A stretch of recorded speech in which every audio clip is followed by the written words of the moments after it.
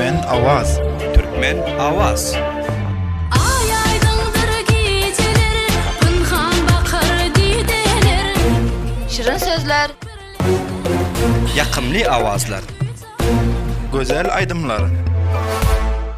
Söyün kıydım elimden allılar, yüreğime yara sallılar. Bul gepleşigi şembeden ta çarşamba akşamlarına saat 9'dan 11'e Türkmen FM'den unutma. Aya bakyan her gece düşyan yadıma. Türkmen Avaz. Türkmen Avaz. Aydın